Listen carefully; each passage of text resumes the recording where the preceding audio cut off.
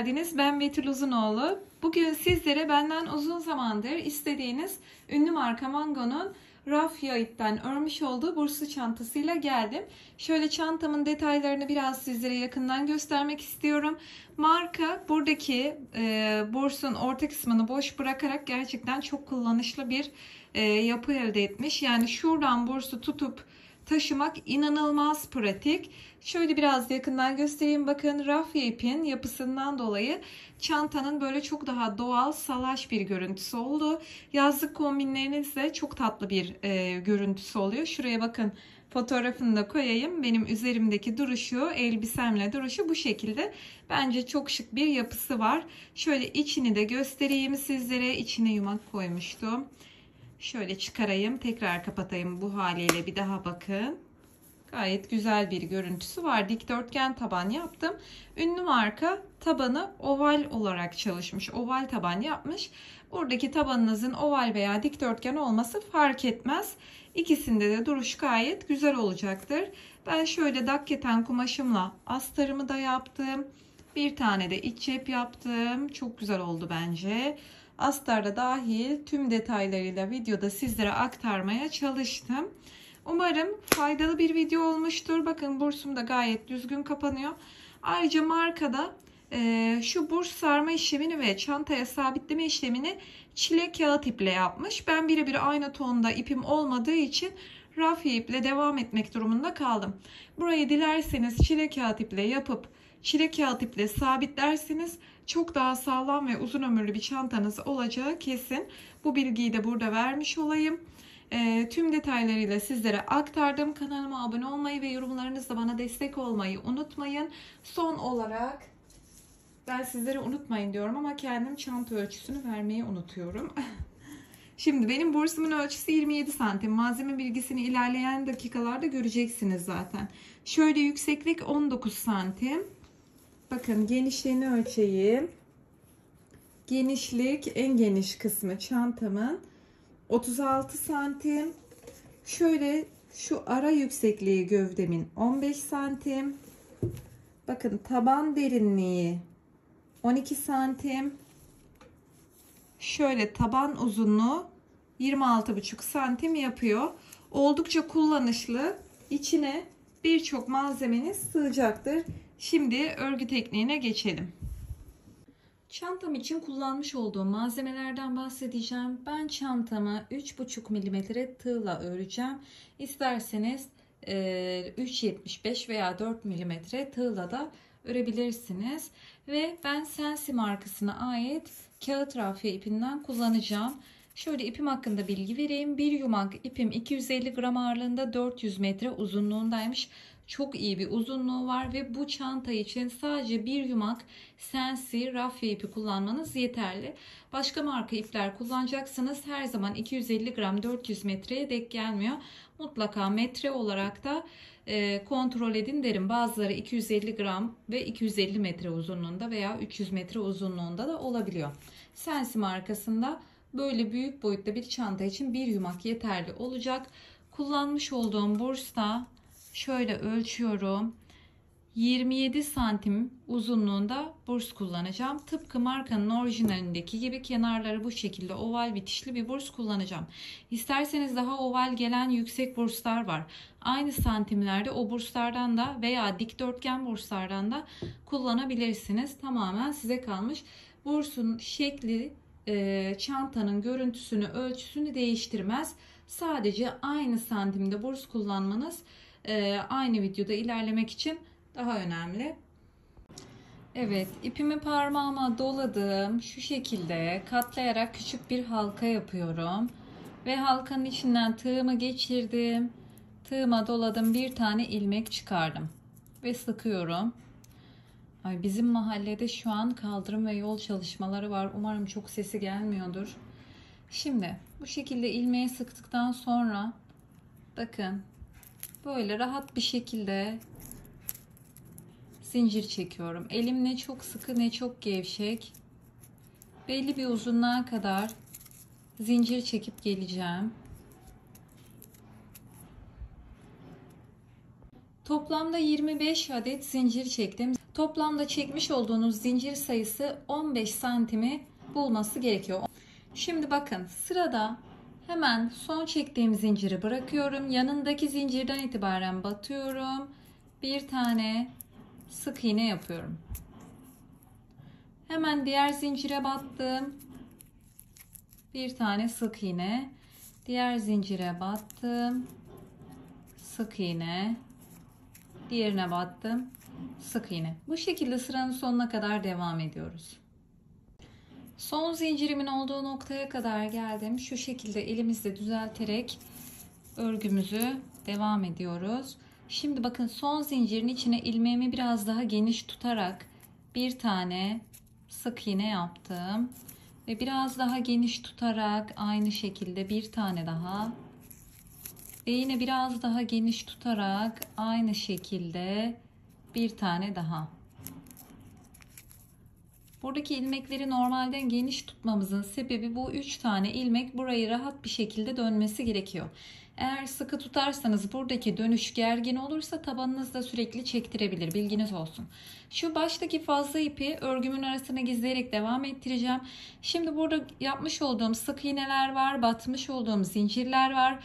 Her bir sık iğnenin karşısındaki noktaya, yani aynı zincirin içine tekrar batarak dönüşü tamamlayacağım.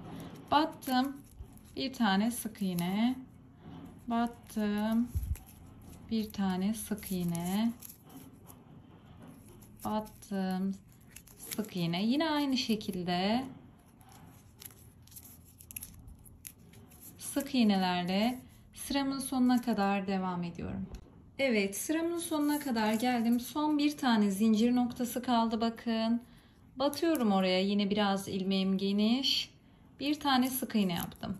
Bakın, burada bu zincirin içine zaten en başta şunu yapmıştık. Birinciyi yapmıştık. Şu an bir tane daha yapmış olduk aslında.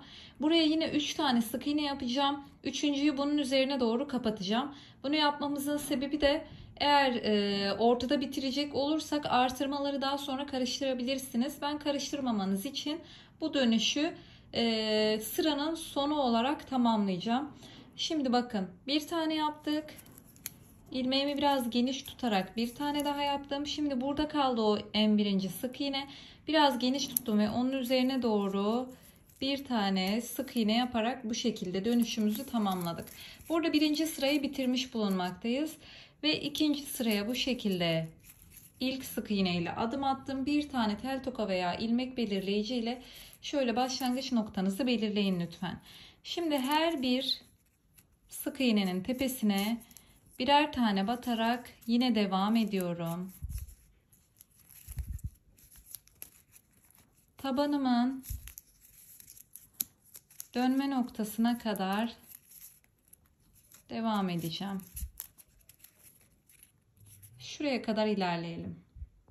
Evet, burada 3 tane sık iğnenin olduğu noktaya kadar geldik. Şimdi ünlü marka çantanın orijinalini oval taban yapmış. Fakat ben dikdörtgen tabanla devam edeceğim.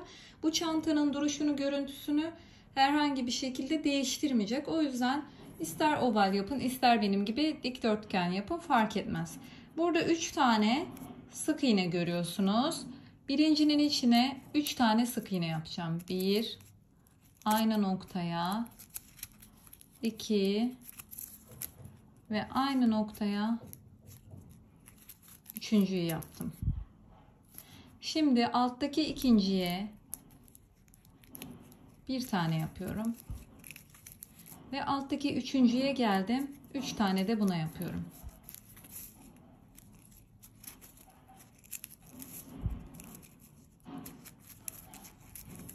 Şimdi zaten hemen şöyle köşelenme başladı, bakın. Şöyle elimizle düzeltelim. Birinciye 3 tane, ortadakine 1 tane, üçüncüye 3 tane. Şimdi tekrardan her bir ilmeğin içine birer tane batarak sıramın sonuna kadar devam ediyorum. Tabanımın dönme noktasına kadar geldim. Burada ne yaptıysak aynısını buraya uygulamamız gerekiyor. Şimdi burada 3 tane dönme noktasında 3 tane sık iğne görüyorsunuz. Birinciye 3 tane yapıyorum. 1, 2,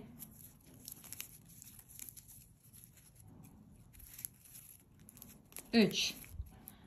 Ortadakine bir tane ve sonuncunun içinde de 3 tane. 1 2 3. Bu şekilde ikinci sıramızı da tamamladık. Tokamızı çıkaralım. Bir tane sık iğne yapıyorum ve tokamızı takıyoruz.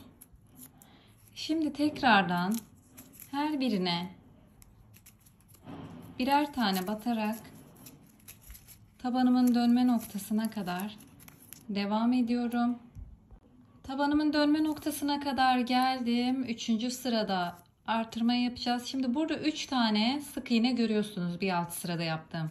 Birinciye bir tane, ortadakine her zaman 3 tane yapıyorsunuz. 1 2 3. Şimdi diğer üçlüyü görene kadar birer tane devam ediyorum. Bakın. Geldim. Burada bakın aynı noktaya battığım 3 tane sık iğneyi görüyorsunuz. Birinciye bir tane, ortadakine 3 tane.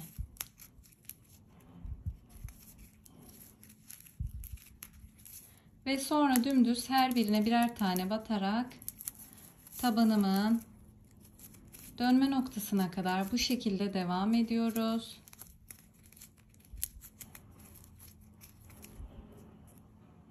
Tabanımın dönme noktasına kadar geldim. Yine 3 tane sık iğne gördüm. Birinciye bir tane battım. Şu ortadakine 3 tane. 1 2 ve 3. Şimdi diğer üçlüyü görene kadar birer tane devam. Evet, burada diğer üçlüyü gördüm. Birinciye bir tane, ortadakine 3 tane.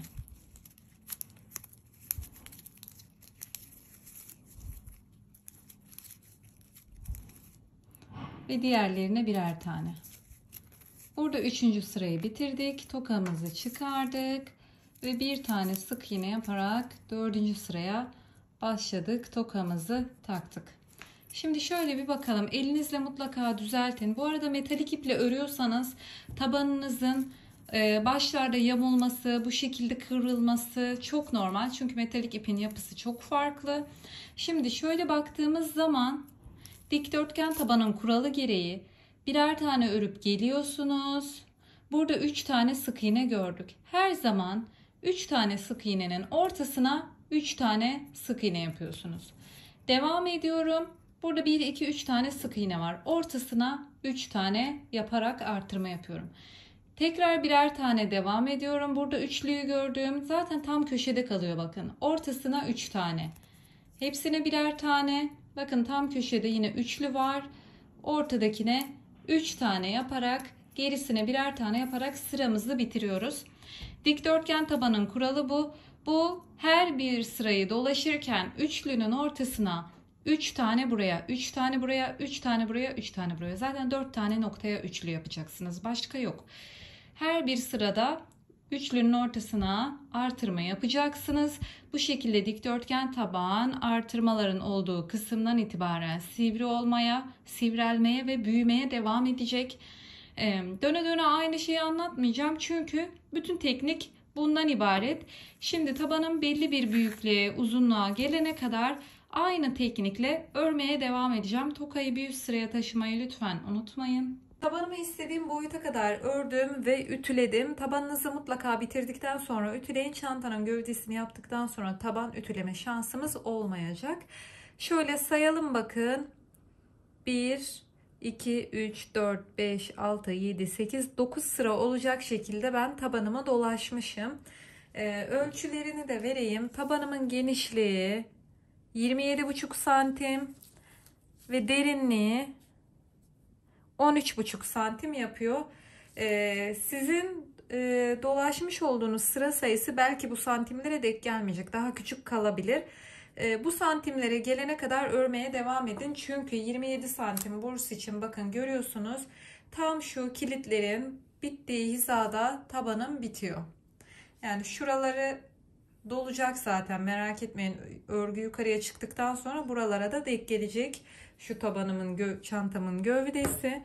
O yüzden bu ölçülere yakın örmeye, hatta birebir aynısını örmeye çalışın. Şimdi sırada geldik modelimizi kurmaya. Başlangıç noktasındaki tokamı çıkarıyorum artık ve buraya batıyorum. İlmek kaydırmayla sıramızı kapattık. Şöyle düzeltelim. Şimdi burada artık modelimizi kurmaya başlayacağız. 3 tane zincir çekiyorum. 1, 2, 3. Bakın şu batmış olduğum sık iğne. Yani bu 3 tane zincir şu sık iğnenin üzerinden oluşuyor. 3 tane zinciri bir ikili trabzan olarak kabul ediyoruz. Tığın başına doladım, ilmek kaydırma yaptığım şu ilmek var ya, gerisindeki. Oraya batıyorum, ilmeğimi uzattım. Tekrar tığımın başına doladım, batıyorum, tekrar uzattım. Burada hepsini kapatıyorum, son ilmek hariç. 2 tane ilmeğim var, onu da ikisini birlikte kapatıyorum. Bakın şuraya batarak üçlü zinciri kaydırma yaparak 3 tane zinciri yapmıştık. Şimdi sırada tığın başına doluyorum. Bir tane sık iğne atladık. Diğerine batıyorum. İkili trabzan yapıyorum. 1, 2. 2 seferde kapattık. Tığın başına doladık. Atlamış olduğum ilmeğe batarak ilmek uzattım. Tekrar doladım. Atlamış olduğum ilmeğe bir daha battım. İlmek uzattım. Hepsini kapatıyorum, son ilmek hariç. Son ikisini de birlikte kapatıyorum. Bakın arada zincir vesaire yok. Lütfen şuradaki sık iğneyi boş sanıp ona da batmayın. Çünkü bakın daha önce ikili trabzan yapmışım ona. O yüzden şunu atlıyorum. Şuna batarak bir tane ikili trabzan. İkili trabzan yaptım. Tığın başına doladım. Atlamış olduğum ilmeğe döndüm. Uzattım. Bir daha battım, uzattım. Hepsini kapatıyorum son ilmek hariç. İkisini birlikte kapattım. Şimdi tığın başına doladım. Bakın bir tane sık iğne atlıyorum, diğerine batıyorum, ikili trabzan. Tığın başına doladım. Atladığım ilmeğe dönüyorum. Uzattım. Tekrar doladım, atladığım ilmeğe dönüyorum, uzattım. Son ilmek harici hepsini topladım. İkisini birlikte topladım. Şöyle bir görüntüsü oluştu. Şu fıstıkları eşit boylarda yapmaya dikkat edin. Başta rafya iple, kağıt iple örenler, taban da dahil, model de dahil örerken biraz şekilsiz gözüküyor olabilir. Kağıt iplerde, özellikle rafyalarda bir bütün haline geldikten sonra örgünüz daha güzel gözükür. Şimdi tekrar tığın başına doladım. Bir tane sık iğne atladım, diğerine battım, ikili trabzan. Daha sonra tekrar tığın başına doladım, geriye döndüm, uzattım. Tekrar doladım, geriye döndüm, uzattım. 2 tane ilmek uzattım. Son ilmek harici kapattım. İkisini birlikte topladım. Bu şekilde bakın sıranın sonuna kadar geleceğiz. Bu arada yine şu fıstıkları saydığımız zaman bitince yine 2 ve katından oluşmuş olması gerekiyor. Evet, sıramın sonuna kadar geldim. Son 1, 2, 3 tane ilmeğim kaldı. Şimdi şuraya daha önce ikili trabzan yapmıştım. Saydığım zaman toplamda 56 adet fıstığım oldu. Şimdi bu 3 tane ilmeğe bir tane yaparsam 57 olur. Ama bizim çift sayıya ihtiyacımız var. 58 adet yapmamız gerekiyor. Şimdi bakın burada ne yapıyorduk? Bir tane nokta atlıyorduk. Diğerine batıp ikili trabzan yapıyorduk. Bunu bir yapalım. Ve atladığımız trabzana dönüp fıstığımızı yapıyorduk.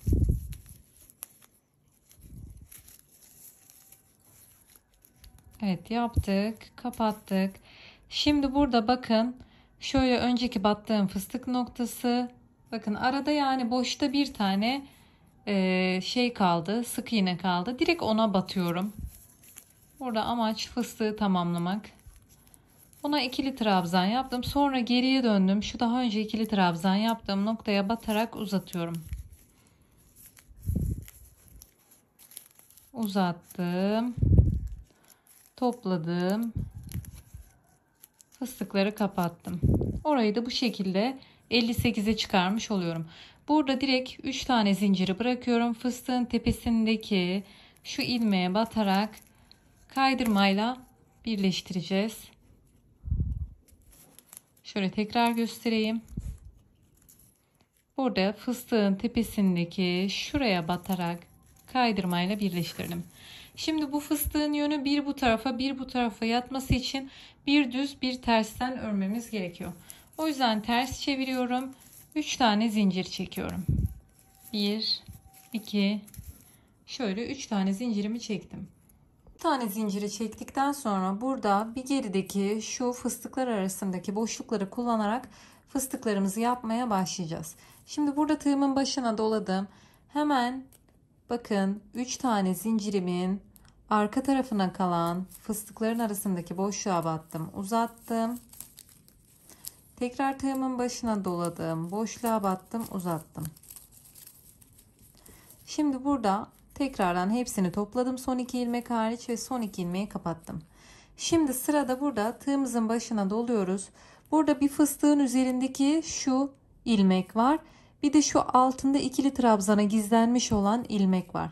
Yani fıstığın üzerine atlıyoruz, ikili trabzana batıyoruz. Bakın lütfen yani karışık gibi gözükmesin, söylediklerime odaklanarak da devam edebilirsiniz. Bakın fıstığın tepesini bırakıyorum, çapraz gelen yanındaki ikili trabzana battım, ikili trabzan yapıyorum. Tığımın başına doladım. Bu sefer şu gerideki iki fıstık arasındaki büyük boşluğa batarak ilmeğimi çektim. Tekrar bir tane daha çektim ve hepsini kapattım. Son ilmek hariç ikisini kapattım. Tekrar tığımın başına doladım. Bakın fıstığın üzerindekini bırakıyorum. Altındaki ikili trabzanın tepesine ikili trabzan. Tekrar tığımın başına doladım. Geriye battım boşluğa. Tekrar doladım. Bir daha battım büyük boşluğa ve hepsini birlikte, ikisini birlikte. Tekrardan fıstığın üzerine bırakıyorum. Şuradaki ikili trabzan üzerine ikili trabzan, tığımın başına doladım. Gerideki iki fıstık arasındaki boşluğa ilmek uzattım 2 kere. Son ilmek harici topladım. İkisini birlikte kapattım. Önden baktığınız zaman bakın şöyle çok güzel bir görüntüsü oluşacak. Tekrar doladım. Fıstığın tepesini bırakıyorum. İkili trabzanın tepesine battım. Tekrar doladım. Bir gerideki iki fıstık arasına ve tekrar bir tane daha ilmek uzattım. Bu sırayı da bu şekilde, bakın köşeye geldik, kafanız karışmasın. Fıstığın üzerindekine atlıyorum, ikili trabzana batıyorum.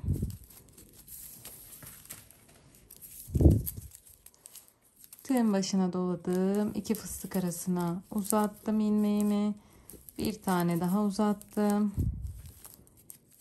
ve kapatıyorum ilmeklerimi. Tekrar doladım, bakın şuraya batıyorum. Fıstığın tepesi burası oluyor, burası ikili trabzan tepesi oluyor.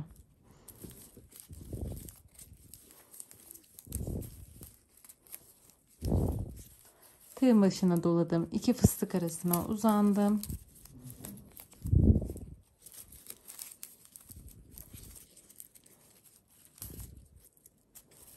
Bu şekilde devam ediyorum bakın. Şimdi tekrar fıstığın tepesini bırakıyorum. İkili trabzanın üzerine ikili trabzan ve iki fıstık arasındaki büyük boşluğa da ilmek uzatıyorum. Önden görüntüsü de bu şekilde olacak. Sıranın sonuna kadar tersten devam ediyorum. Tersten ördüm. İkinci sıramın da sonuna kadar geldim. Son fıstığı birlikte kapatalım. Bu şekilde ikili trabzan tepesine ikili trabzan, iki fıstık arasındaki büyük boşluğa da uzatarak fıstık yapıyorum. Ve fıstığı kapattım. Şimdi tekrardan burada 3 tane zinciri bırakıyorum. Fıstığın tepesinde bu görmüş olduğunuz noktaya batarak ilmek kaydırmayla birleştirdim. 3 tane zincir çekiyorsunuz. Ve çantamın dış kısmını kendime çeviriyorum. Bakın görüntüsü bu şekilde. Ütüleyince çok daha güzel gözükecek. Bu şekilde elinizle de şimdiden düzeltebilirsiniz. Şimdi tekrardan burada da 3 tane zincir çektim. Bakın gerideki 2 fıstık arası boşluğa batarak sıramı başlatıyorum. Şöyle bir, şöyle ikinci kez battım ve topladım. Tekrardan şimdi fıstığı bırakıyorum ikili trabzan tepesine. Fındık yapma kızım. Yapma annem. Şimdi tekrardan bakın fıstığın tepesine atlıyorum. İkili trabzanın tepesine battım. İkili trabzan. Tekrar tığın başına doladım. Gerideki 2 fıstık arasına battım. Bir tane uzattım. Battım. İkinciyi uzattım ve topluyorum. Şöyle elimizle düzeltelim. Tekrar tığın başına doladım. Sıradaki fıstığın yanındaki ikili trabzanın tepesine battım. İkili trabzan. Tığın başına doladım. 2 fıstık arasına batıyorum. Uzatıyorum. Tekrar 2 kere. Ve hepsini topluyorum. İkisini birlikte topluyorum. Bu kadar basit. Düz sırayı da bu şekilde devam ettireceğiz. Hep aynı örgü tekniğini uyguluyoruz. Ütüleyince çok daha güzel bir görüntüsü olacak. Şöyle elimizle düzeltelim. Bu sırayı da bu şekilde tamamlayıp geliyorsunuz. Evet, çantanın düz kısmından örgümüzü ilerlettik. Yine sıranın sonuna kadar geldim. Bakın ikili trabzan tepesine batıyorum. Son fıstığı birlikte yapıyoruz. Tekrar tığın başına doladım. 2 fıstık arasındaki büyük boşluğa batarak ipimi çıkardım. Tekrardan yeni bir ilmek çıkarıyorum. Şöyle bir düzeltiyorum. Hepsini birlikte ve ikisini birlikte kapattım. Burada yine aynı şekilde şöyle şuraları bir düzeltelim. Ütüleyince daha düzgün gözükecek, merak etmeyin. Şimdi burada yine aynı şekilde fıstığın tam hizasındaki şu ilmeğe batıyorum buraya. Ve kaydırmayla sıramızı birleştirdik. Yine 3 tane zincir çekiyorum. Tersini çeviriyorum. Yine bakın ne yapıyoruz? Hemen gerisine.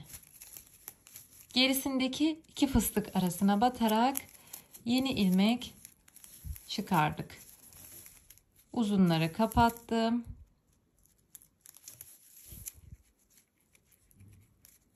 Ve ikisini birlikte kapattım. Tekrar doladım. Sıradaki fıstığın trabzan tepesine batıyorum. İkili trabzan ilmeğimi tığımın başına doladım ipimi. 2 fıstık arasına batıyorum. Uzatıyorum. Ve uzunları kapattım. İkisini birlikte kapattım.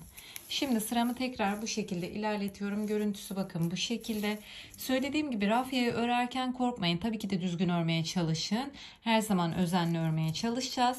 Fakat rafya her zaman örülürken, özellikle kağıt rafyalar biraz şekilsiz, biçimsizmiş gibi gözükür. Bir bütün haline geldiği zaman çantanız daha güzel gözükecek ütülendiği zaman.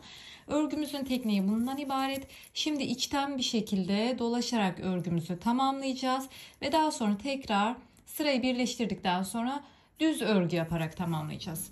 Şimdi rafya bu modelin örgü tekniğinden dolayı ilmekler biraz topluyor. Çünkü bir geriye bir öne battığımız için biraz toplama yapıyor. Bu şekilde çantanızın ilmeklerini çok az esnetin, düzeltin yani. Daha sonra şöyle bursunuzu üstüne koyduğunuz zaman bakın şöyle tam bursunuzun altında örgü tekniğiniz bitmiş olması gerekiyor çantanızın gövdesi. Şimdi tam bursunuzun altında bitmez. Daha içte kalırsa bursunuza yeterli gelmez çantanın gövdesi. Yine dediğim gibi bu şekilde tam bursun altında bitmesi gerekiyor. Belli bir uzunluğa kadar bu şekilde çantamın gövdesini büyütüp geleceğim. Evet, çantamın örgü tekniğini, gövdesini belli bir yüksekliğe kadar ördüm geldim. Şöyle sayalım bakın 1, 2, 3, 4, 5, 6, 7, 8, 9 sıra fıstık sırası yapmışım. Şöyle metre ile ölçtüğüm zaman fıstık sırasını 14 santim yüksekliğinde yapıyor. Çantamda belli işaretlemeler yaptım. Şimdi birazdan onu nasıl yaptığımızı da anlatacağım. Şimdi bakın son fıstığımı yaptıktan sonra şöyle biraz uzun olacak şekilde ipimi kesiyorum burada. İpimi açtım. Şöyle sıradaki fıstığın tepesinden ipi arkaya taşıdım batarak. ve şu ipin çıktığı fıstığın şöyle alt ve arka ve içten geriye alıyorum. Şöyle bir bitiş yaptık, bakın. Sıkalım biraz. Ve şu fazla kalan ipimizi şöyle aralarda aşağıya doğru gizleyelim. Evet. Şimdi çantamızın fıstıkları 2 katından oluşuyordu. Toplam 58 tane fıstıktan oluşuyor. Şimdi çantamızı, bakın, tabanımız yamuk olmayacak şekilde şöyle bakıyorsunuz. Sadece içten değil, aynı zamanda yanlardan, önden ve şöyle çantayı yatırdığınız zaman alttan tabanı yamuk olmayacak şekilde 2'ye katlayın.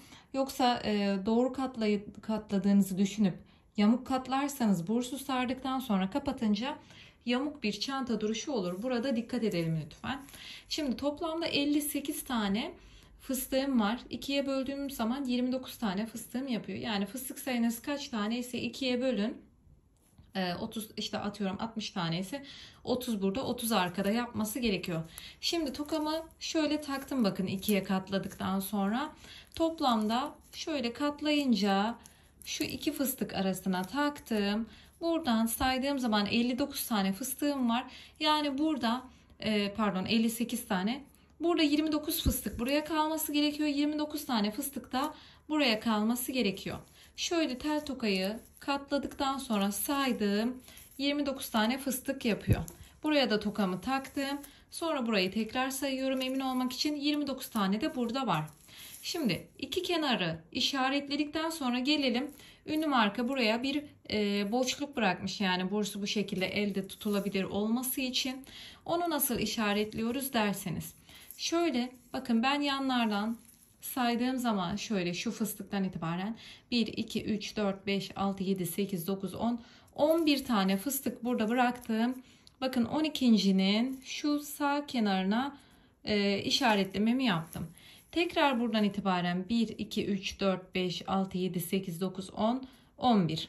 Yine bakın şu 11'in sağ tepesine işaretlememi yaptım. Şöyle görüyorsunuz.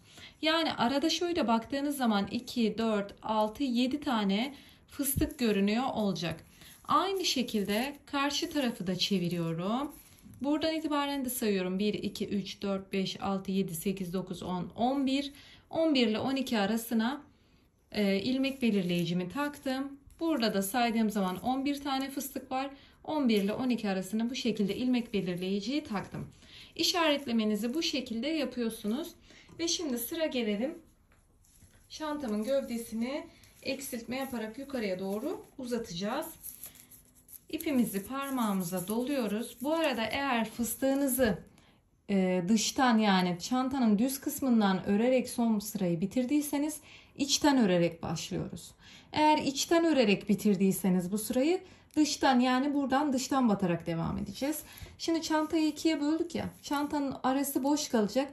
O yüzden örgüyü bu iki kenarı bu aralarda örerek devam ettireceğiz. Daha sonra bu arayı örerek devam ettireceğiz. Şimdi ben çantanın dışından başladım. İçinden başlayarak örgümüze başlayalım. Tersten örmem gerekiyor. Şöyle bir tane ilmek oluşturuyorum. Bakın şöyle işaretlemiş olduğum ilmeğim var. Onu çıkaralım. Bakın 11 ve 12'nin arasını işaretlemiştim.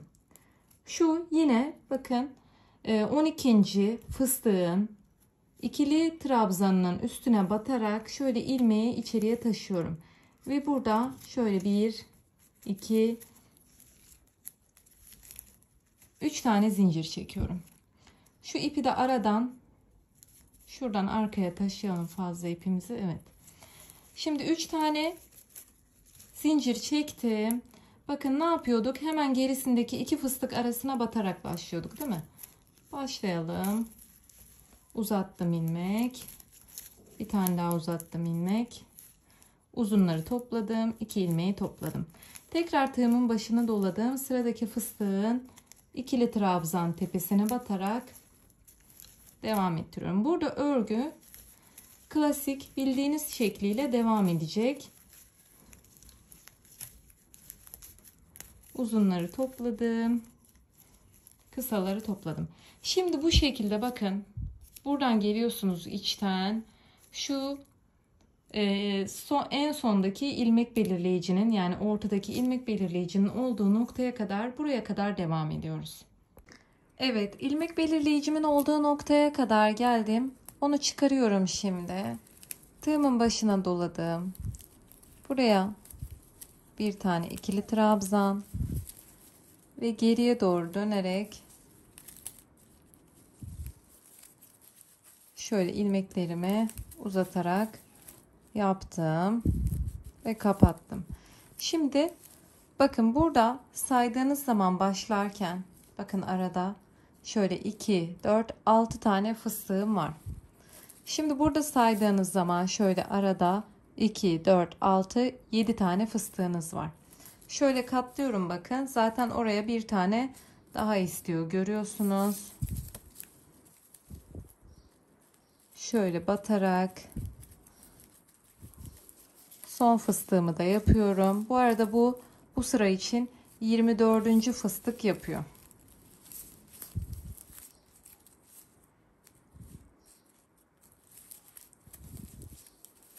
Evet, bu şekilde son fıstığımı da yaptım. Şöyle tuttuğum zaman zaten eşit bir şekilde bitirdiğimi görüyorsunuz. İlmek belirleyiciden sonra 6 fıstık, ilmek belirleyiciden sonra 6 fıstık ve bu sıra üzerinde 24 tane fıstık yapmış oluyoruz. Şimdi düz tarafını çeviriyoruz. Çantamızın bir üst sıraya geçiyoruz. Burada 2 tane zincir çekiyorsunuz. 1, 2. Tığımın başına doladım. Bu son fıstığı bırakıyoruz burada, çünkü bir tane eksiltme yapmamız gerekiyor. Diğer fıstığın trabzanının tepesine batıyoruz. Ve ikili trabzan yapıyoruz. Bu şekilde bir eksiltme yapmış oldum. Doladım ve iki fıstığın arasına geri döndüm. İlmeğimi uzattım. Uzattım. Uzunları topladım. Ve ikisini kapattım. Bakın bu şekilde eksiltme yapmış olduk. Tekrar doladım. Şimdi aynı şekilde sırayla devam ediyoruz.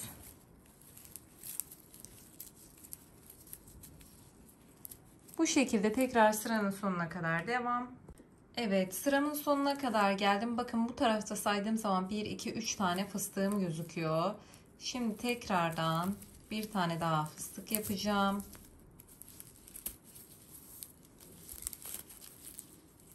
Evet. Bir tane daha fıstık yaptım. Şimdi bundan sonra bu tarafta 2 tane kalmış gözüküyor. Şimdi tığımın başına dolayacağım. Bu en baştaki fıstığın şu baştaki trabzan tepesi var ya. Şöyle trabzan tepesine batarak ilmek çıkardım ve 3 ilmeği birlikte kapattım. Burada da bu şekilde eksiltme yapmış olduk. Şimdi tekrardan şöyle 1, 2, çok sıkı yaptım. Şöyle 2 tane zincirle bir üst sıraya geçtim. Tekrar ters çevirdim. Bakın yine bunu bırakıyoruz. İlk fıstığın ikili trabzanını bırakıyorsunuz. İkinci fıstığın ikili trabzanının tepesine ikili trabzan yapıyorsunuz. Tığımın başına doladığım iki fıstığın arasına geri döndüm, uzattım. Tekrar geri döndüm, uzattım. Bu şekilde kapattım. Yine bildiğiniz gibi sıradaki trabzan tepesine batıyoruz ve tekrardan iki fıstık arasına batarak ilmekleri uzatarak fıstığımızı yapıyoruz. Bu şekilde bir eksiltme yapmış olduk. Şöyle elimizle düzeltelim. Dışarıdan baktığımız zaman bakın şöyle bir çıkış yapmış gözüküyoruz. Yine aynı şekilde sıranın sonuna kadar devam ediyoruz. Evet, sıramın sonuna kadar geldim. Şimdi burada bakın son örneği şu fıstığın üzerine çalıştım. Son bir tane fıstığım var. Buna çalışmayacağım. Bakın tığımın başına doluyorum. Buraya araya batıyorum. Ve 3 ilmeği birlikte toplayarak kapatıyorum. Burada bir tane zincir çekerek ipimizi kesiyoruz. Ve şöyle ilmeğimi açıyorum. Şöyle bakın önden görünüşü şöyle elimizle düzeltelim. Bu şekilde bir görüntüsü oldu. Şu fazla kalan ipimizi de şöyle ilmeklerin arasından, örgümüzün arasından gizleyeceğim.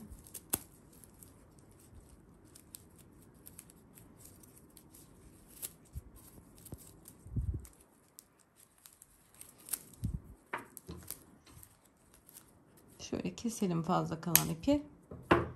Bakın bu şekilde gayet eşit bir şekilde burayı bitirmiş olduk. Şimdi aynı şekilde bu kısmı yapacağız. Şimdi ipimi parmağıma doladım. Yine aynı şekilde burayı nasıl yaptıysak burayı da aynı şekilde devam ettireceğiz. Yani önce tersten başlamamız gerekiyor. Şöyle bir tane ilmek oluşturacağım. Evet. Şu ilmek belirleyici çıkarıyorum.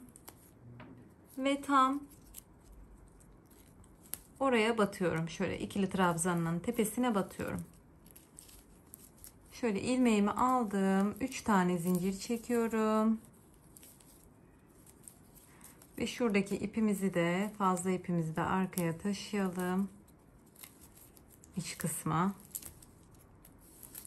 3 tane zincirimi çektim. Tığımın başına doladım. Gerideki fıstığın arasına doğru batıyorum. Tekrar battım, ilmek uzattım. Uzunları topladım. Kısaları topladım. Burada baktığınız zaman arada şöyle 1, 2, 3, 4, 5 tane bakın fıstığım kalmış olması gerekiyor. Tekrar burada aynı şekilde tığımın başına doladım. Diğer fıstığın ikili trabzanın tepesine battım. İkili trabzan. 2 fıstık arasına uzatarak ilmeklerimi devam ettiriyorum. Uzatıyorum. Aynı şekilde aynı örgü tekniğiyle ilmek belirleyicimin olduğu noktaya kadar geleceğim. Evet, sıramın sonuna kadar geldim. Bakın burada ilmek belirleyici var. Şimdi bunu çıkarıyorum. Açalım şöyle. Buraya da yapıyorum fıstığımı.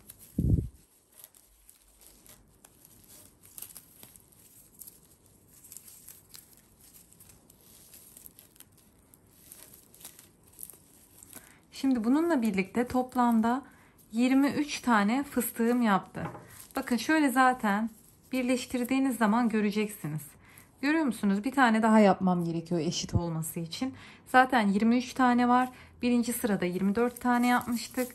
Şimdi 24. fıstığı da yapıyorum.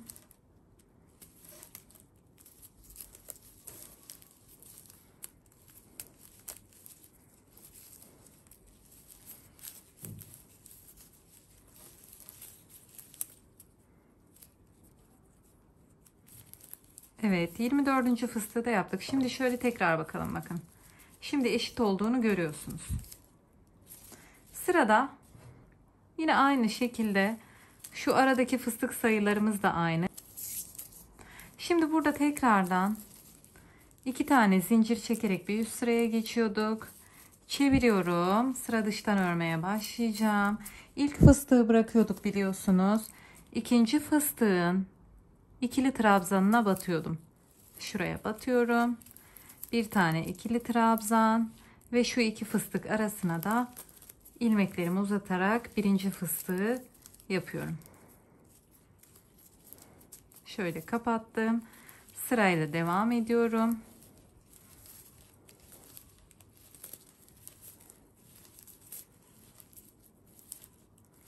Evet, şöyle bir bakın görüntüsü oldu. Şöyle elimizle düzeltelim. Şu şekilde. Aynı şekilde sıranın sonuna kadar dıştan ilerliyorum. Şimdi sıramın sonuna kadar geldim. Bakın son iki fıstığa kalana kadar yaptım. Yani şuraya ikili trabzan yaptım. Buraya da fıstığımı yaptım gördüğünüz gibi. Burada biliyorsunuz tıpkı diğer tarafta yaptığımız gibi burada şu ara kısma batıyoruz ikili trabzanın ve 3 tane ilmeğimizi birlikte olacak şekilde kapatıyoruz. Burada tekrardan 2 tane zincir çekip bir üst sıraya geçmiş oluyoruz. Ters çeviriyoruz. Tığımın başına doladım. İlk fıstığın tepelerini atlıyorum. İkinci fıstığın şöyle bakın ikili trabzanının tepesine batarak sıra başlangıcımı yaptım. Tekrar tığımın başına doladım. 2 fıstık arasına geri döndüm. Tekrar bu şekilde ilmeklerimi uzatarak yeni fıstığımı yaptım. Tekrar devam ediyorum bildiğimiz haliyle.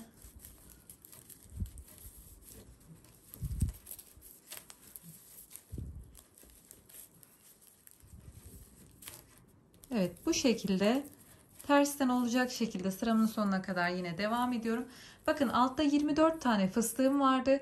Yanlardan bir tane buradan, bir tane buradan eksiltince toplamda 22 tane yapmış olduk. Şimdi burada tekrardan 3. sırada bir buradan, bir buradan eksilince 20 tane fıstık yaparak sıramızı bitireceğiz. Evet, tersten olacak şekilde son sıramı da tamamladım. Bakın şöyle bir görüntüsü oldu. Şimdi burada gördüğünüz gibi son şuraya batıp normalde fıstık yapıyoruz değil mi? Ama eksiltme yapmamız gerektiği için tığımın başına doladım. Şuradaki son noktaya batıp üçünü birlikte kapatıyorum. Bir tane zincirle sabitliyorum. Şimdi ters çeviriyoruz. Şöyle bir çantamıza bakalım. Bakın çok güzel, gayet muntazam bir görüntüsü oldu. Daha ütülemedik bile.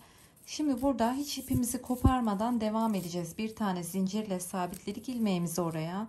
Ve aynı noktaya ilk sık iğnenin tepesine, pardon ilmeğin, sık iğne demeyeyim. İlk ilmeğin tepesine sık iğne yapıyorum. Hemen diğer ilmeğe atlıyorum. Sık iğne. Diğer noktaya atlıyorum. Sık iğne. Çantamızın ağız kısmını düzeltmemiz gerekiyor bu şekilde. Daha düzgün, daha estetik bir görüntü için. Şimdi bu şekilde şuraya kadar devam edelim şöyle. Evet, buradan birlikte başladık ve şuraya kadar geldim. Bakın biraz sıkı tuttum elimi çantamın ağız kısmını toparlaması için. Şimdi buradan birlikte iniş yapacağız. Şu fıstığın tepesine de bir tane sık iğne yapıyorum. Şimdi burada sıramı eksiltmek için yapmış olduğum ya 2 zincirlik ya da çakma sık iğnelik boşluklar var biliyorsunuz. Buradaki zincir boşluğuna battım. Bir tane sık iğne, bir tane daha yaptım. Ve bir tane daha yaptım. Bakın burada yapmış olduğunuz sık iğne ne çok böyle burayı nasıl desem marullanma yapmaması gerekiyor yani. Böyle düz bir şekilde inmesi gerekiyor. O yüzden ne kadar istiyorsa sizin el ölçünüze göre o kadar yapın. 3 tane istiyor bakın düz bir iniş için. 3 tane yaptım. Hemen alttakine geçtim. Biraz sıkı yapalım sık iğneleri burada. 1 2 yine 3 tane yapıyorum buraya da. Ve tekrardan bakın şuradaki iki zincirlik değil de trabzan boşluğu var son. Oraya da şöyle bir tane ve bir tane daha. Şöyle bir düzelteceğim, elimle bakacağım. Şöyle düzeltelim elimizle. Şimdi şöyle aşağıya doğru asılırsam gerilecek. O yüzden buraya üçüncü de yaptıktan sonra bir elimle düzeltme işlemi yapacağım. Evet şöyle. Aşağıya doğru uzanacağım. Şimdi burada hemen ilk gelen bakın trabzanın tepesine batıyorum. Bir sık iğne. Bakın bu şekilde şöyle düzeltelim, rafyayı elimizde bastıralım. Şöyle bir iniş yapmış olduk. Şimdi birer birer yine devam ediyoruz. Bu aradaki noktalara trabzanın tepesine de sık iğne, fıstığın tepesine de sık iğne yaparak devam ediyorum.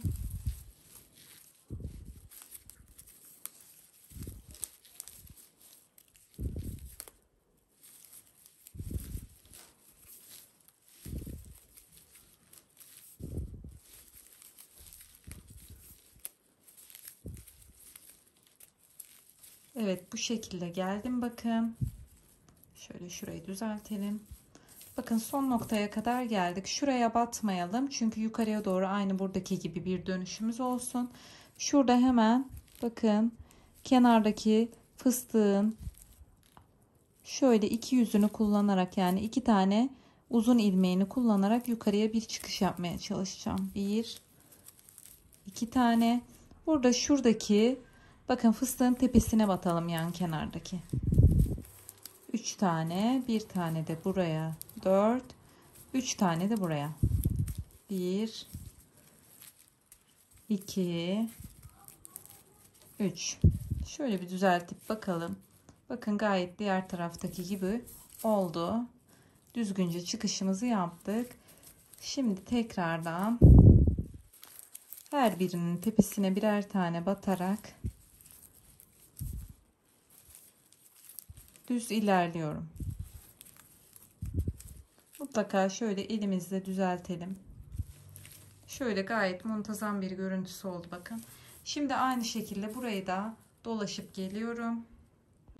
Evet, başladığım noktaya kadar geldim. Bakın burada ilk yaptığım sık iğne var. Şimdi buraya bir şöyle sıkı bir şekilde, gevşek oldu biraz.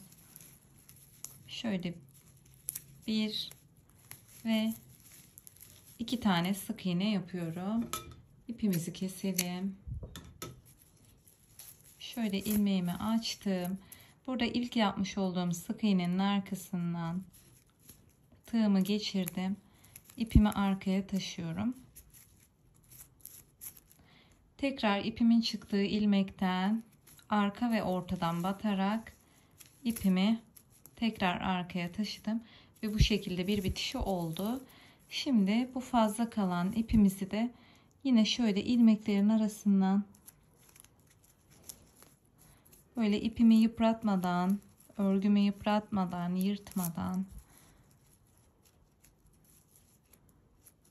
şöyle aralardan geçireceğim.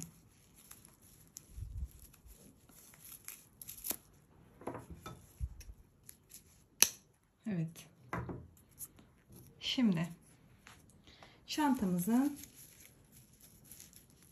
gövdesini, bütününü bu şekilde bitirmiş bulunmaktayız. Şimdi ben bunu ütüleyeceğim. Dilerseniz ütülemeye edebilirsiniz. Size kalmış. Ben ütüleyince çok kağıt ip çok fazla görüntüsü değiştiği için, daha kaliteli bir görüntü olduğu için ütülemeyi tercih ediyorum.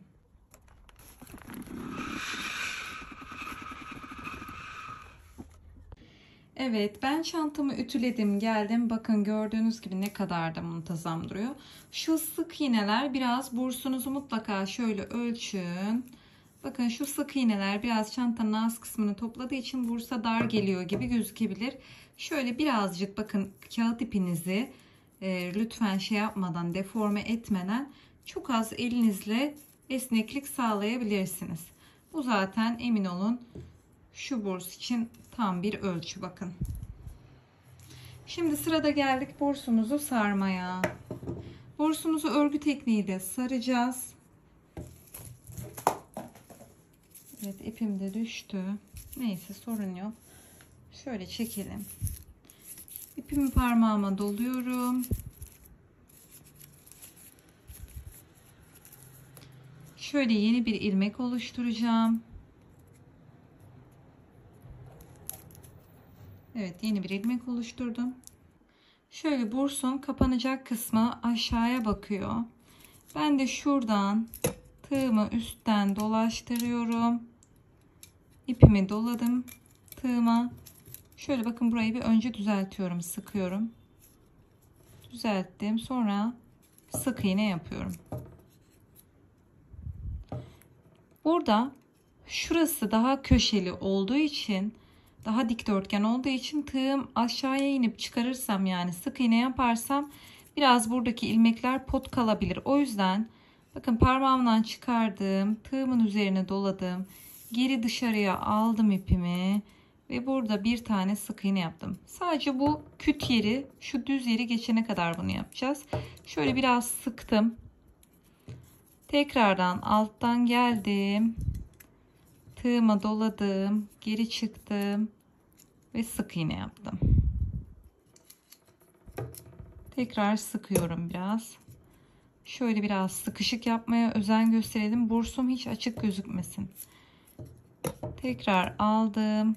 Tığıma doladım. Geri döndüm. Bir tane sık iğne yapıyorum. Devam ediyorum aynı şekilde.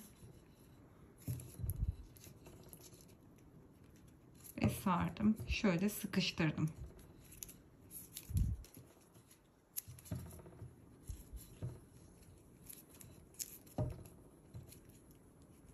Bu şekilde sık iğneler yaparak, sıkıştırarak, her sık iğneyi yaptıktan sonra şöyle bir sıkıyorsunuz mutlaka. Şimdi artık bakın parmağıma dolayabilirim. Şimdi tığımı gezdirerek sıkı bir şekilde bakın bu böyle sarabilirim. Şimdi şu küt kısımda böyle örgü kaymıyor orada. O yüzden biraz zorluyor. Bu şekilde bu yuvarlak kısımları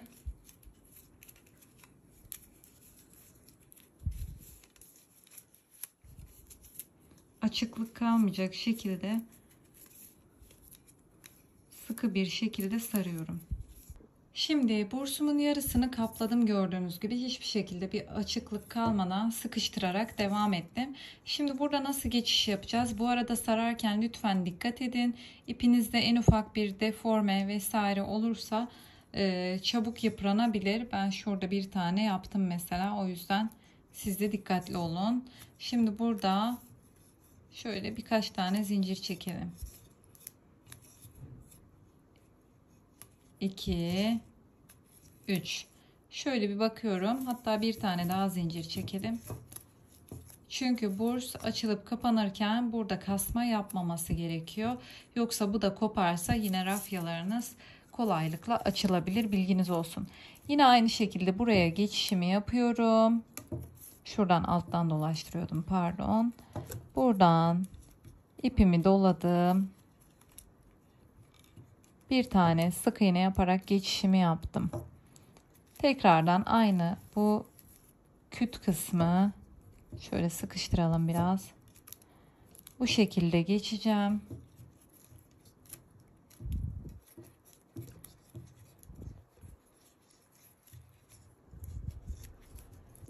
Şimdi bütün bursumu bu şekilde örerek kapladım, geldim ve sürekli ördükçe ittirerek sıkıştırdım arkadaşlar.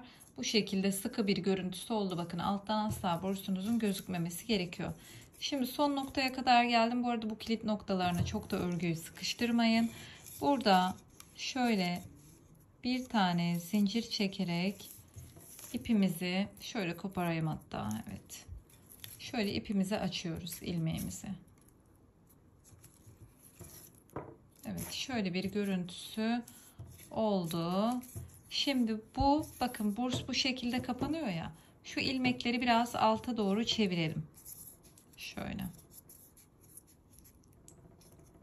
Çünkü zaten çantanın gövdesine sabitlenecek bu ilmekler. Şöyle çevirelim. Bakın, hatta bursumuzu kapatalım. Görüyorsunuz, hiçbir açıklık yok kesinlikle. Şimdi sırada geldik astarımızı dikmeye. Astarımı dikerken makinemin ayarlarından da bahsetmek istiyorum. Ben bu şekilde, bakın, düzgün bir şekilde çantaya sabitledim. Bu soru çok geliyor. İğneniz kırılmıyor mu? Nasıl sabitliyorsunuz diye.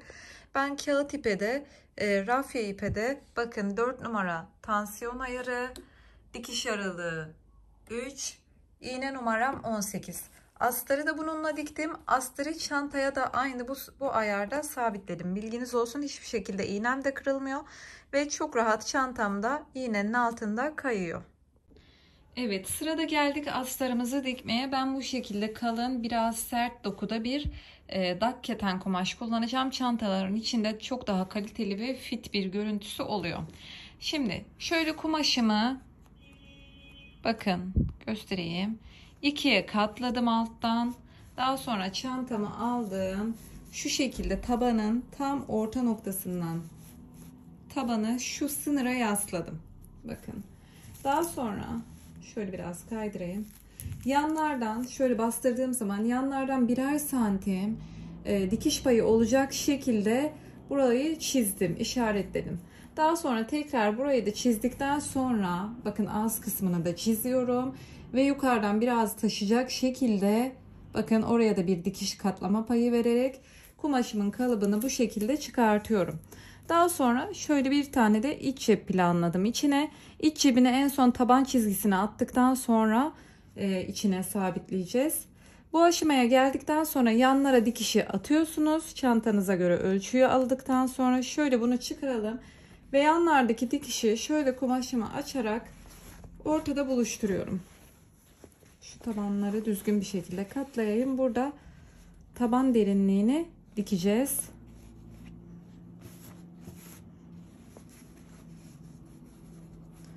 Şöyle düz bir şekilde katlıyorum.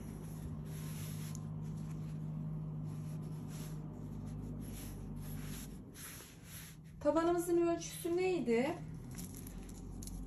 Taban derinliğimiz. Şöyle çevirelim.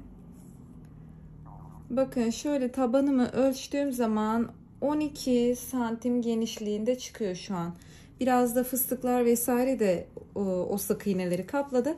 Ama tabanı koyduğunuz zaman, yani çantayı yere koyduğunuz zaman kalan derinlik bakın 11 santim derinliğinde çizsem yeterli.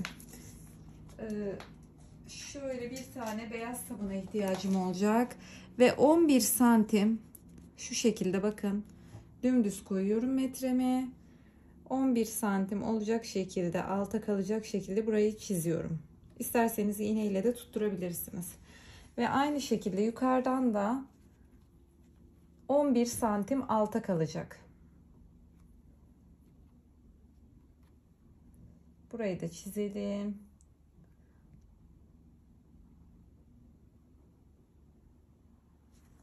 Evet, buraya da çizdim. Şimdi şöyle iğnelersem zaten kaymaz iki tarafta. Şimdi buralara da dikiş atıp geliyorsunuz. Daha sonra astarınızı çantanızın içine yerleştirerek dikme işleminizi yapıyorsunuz. Onu da göstereceğim. Evet, astarımın taban dikişlerini attıktan sonra iç cebini de şöyle bakın şu çantamın tam gövdesinde orta kısmın biraz altına gelecek şekilde iç cebini de sabitledim. Yani iç cebini diktiğiniz zaman çantaya da bu astarı sabitlediğiniz zaman şu iç ceple ilgili bir sıkıntı yaşamamanız gerekiyor böyle katlayıp dikerken. Bilginiz olsun. Şimdi sırada bunu çantamızın içine yerleştireceğiz ve mutlaka çantanızın astarını ütüleyin. Çantaya sabitlemeden önce mutlaka ütüleme işlemi bitmiş olsun. Ben astarımı ütüledim.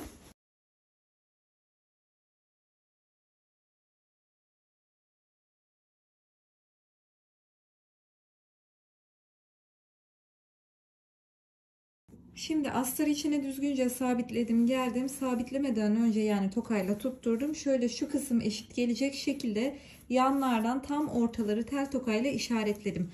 Daha sonra astarı içine koyarak tam tokaların olduğu yere dikiş çizgilerinin gelmesine dikkat ettim. Şimdi astarı içine sabitlerken makinede katlayarak şuradan böyle kendim çantanın şeklini takip ederek böyle katlaya katlaya dikişimi sonuna kadar tamamlamayı planlıyorum. İnşallah yapabilirim. Yalnız bunu yaparken şuna dikkat etmek gerekiyor. Daha sonra şu yüksekte kalan sık iğnelere çantamızın bursunu sabitleyeceğiz.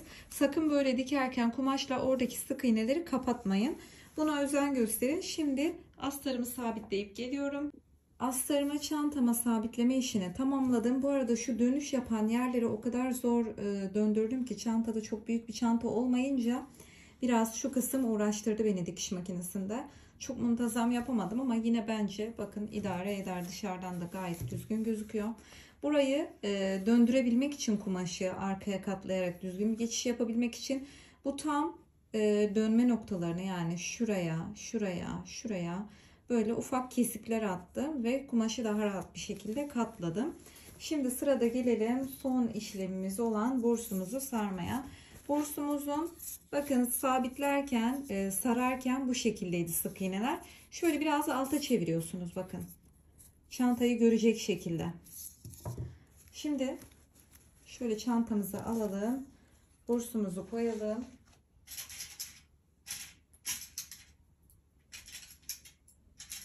Burada şöyle 4 tane ilmek belirleyici kullanacağım.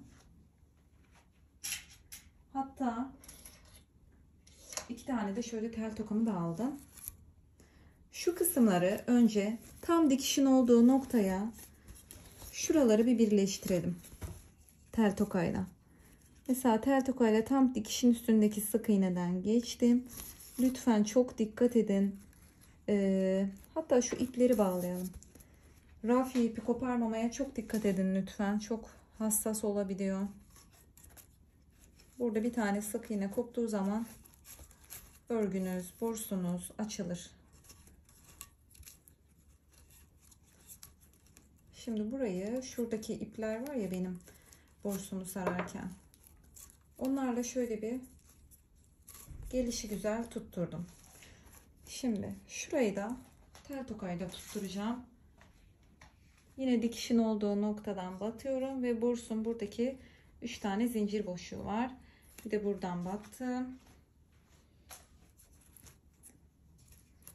Şimdi son olarak şu sık iğneleri aşağıya çevirdim. Şöyle takip ediyorum bakın. Sık iğnelerim ve bursun. Şuradaki sık iğneleri de bu arada aşağı çevirmemiz gerekiyor biraz. Bu şekilde yanları tutturdum. Ve şurayı tam bursumun altından hizalı bir şekilde takip ettiğim zaman şuraları nerede bitiyorsa oraya denk getirerek ilmek belirleyici ile sabitliyorum. Evet.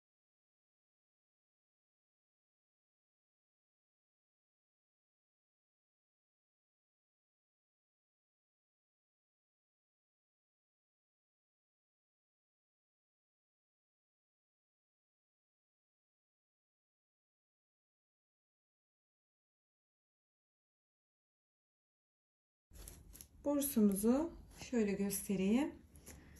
İşaretledik, tutturduk. Şimdi burada sık iğneyi ve üstteki burstaki sık iğneye batarak bir birleştirme işlemi yapacağım. O yüzden daha küçük bir tığ numarası kullanmanız gerekiyor. 3 milimetre veya 2,75 gibi tığ numaraları kullanabilirsiniz. Çünkü buradaki sık iğneler daha sıkı, daha hassas. Şimdi parmağıma ipimi doluyorum. Şöyle bir tane ilmek oluşturdum. Bakın şuradan ilmek belirleyiciyi taktığım noktayı, şunu bir çıkaralım, ilkini. Evet. Şöyle geçtim. İkisinden de aynı hizada olan. Ve arkadan ilmeğimi takıyorum. Öne doğru taşıyorum. Şimdi burada yapmam gereken şey, bakın tekrar yandaki sık iğneden ve tam üstte hizasındaki sık iğneden battım. Şu şekilde bakın kaydırma işlemiyle sabitledim. Şimdi burada alttaki sık iğneler daha geniş, üstteki sık iğneler bursu kaplamak için yaptığımız için daha sıkı ve daha fazla. Bu yüzden burada hemen yandaki sık iğneye atladıktan sonra üstte 1-2 tane sık iğne atlayıp burstaki sık iğneden 1-2 tane atlayarak da gidebilirsiniz. Zaten hepsini üsttekilerine tek tek batacak olsanız altta sık iğne kalmaz. Şöyle bu arada ilmek kaydırma yaptığım ipimi biraz ilmeğimi geniş tutuyorum. Battım. Mesela 1-2 tane atladım. Hizasına denk gelen sık iğnenin ortasından battım. İpimi arkadan doladım. İlmek kaydırmayla birleştirdim. Sıradaki alttakine battım. Üstten bir tane atladım. Birleştirdim.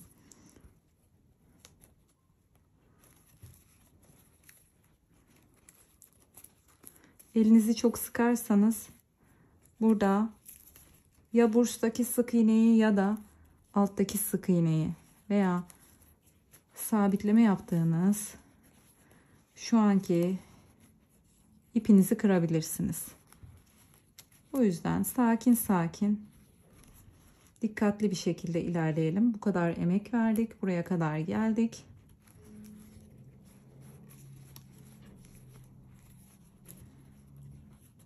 Bakın bu şekilde gördünüz mü, ilmek kaydırmayla birleştireceğim.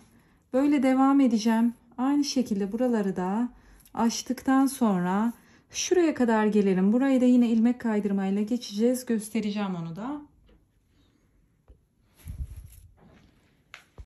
Şimdi bu kısmı komple birleştirdim, geldim. Bakın şöyle ilmek kaydırmayla. Burada son en yüksekteki köşeyi de bursla birleştirdiğinize göre burada şöyle bakın her bir ilmeğe batarak sırayla ilmek kaydırmayla burayı da geçeceğiz.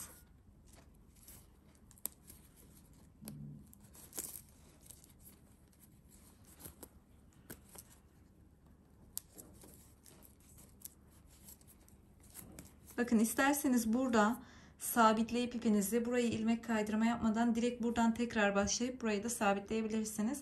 Şurada daha düzgün gözüksün diye uğraşacağım.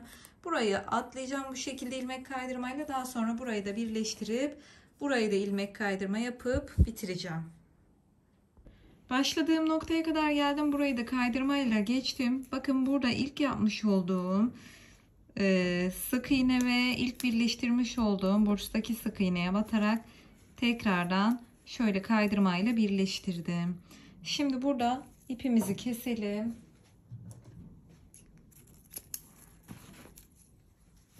Bir yumaktan bu kadar arttı bu arada. Şöyle ipimi açıyorum ve şuradan alttan bir yerden arkaya taşıyacağım.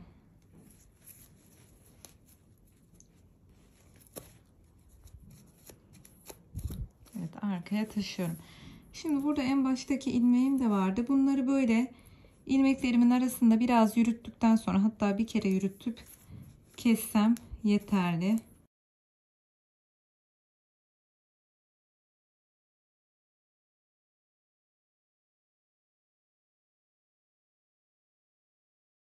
Kursumuzu ilk kapattığımızda hiçbir zaman düzgün bir görüntüsü olmaz. Mutlaka elimizle düzeltmesini yapmamız gerekiyor. Bursu, çantanın gövdesini iyice oturtmamız gerekiyor.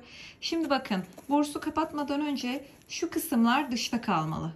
Şu kısımlar. Ben bazen görüyorum bu kısımlar böyle içe girmiş. Bence o şekilde güzel bir görüntüsü oluşmuyor. Şu kısımları bastırarak dışa doğru kapatacaksınız. Bakın şöyle bir görüntüsü olacak. Buralar yine bakın şu hizalar aynı hizada olması gerekiyor. Elinizle bu şekilde bakın yukarıya doğru çıktırarak hizalayıp düzeltebilirsiniz. Yine bursunuzu oturması için birkaç şekilde böyle elinizle ufak dokunuşlarla düzeltebilirsiniz. Gayet tatlı bir çanta oldu. Astarını görüyorsunuz. Çok muntazam bir astar var. Yani şurada bursta bir açıklık olması, bu kısmın bu şekilde boş bırakılması ve elle tutulup hızlı bir şekilde kullanılması gerçekten inanılmaz pratik. Bu ayrıntıyı sevdim. Umarım faydalı bir video olmuştur. Buraya kadar geldiyseniz kanalıma abone olmayı ve YouTube yorumlarınızla bana destek olmayı lütfen unutmayın. Ve kanalımda videolar kısmında onlarca ünlü marka çanta videoları mevcut. Yine kağıt ipten, rafya ipten örmüş olduğum videolar mevcut. Aynı zamanda burslu çantalarda da birçok metalik ipten, polyester, pamuk makromeden, ribbon ipten, yine kağıt ipten, rafya ipten birçok burslu çanta videosu mevcut. Bilginiz olsun. Videolara göz atarak istediğiniz çantayı örebilirsiniz. Örmüş olduğunuz çantaları da Instagram adresim betül.fashion'a bana atmayı unutmayın. Görüşürüz. Sevgiyle kalın.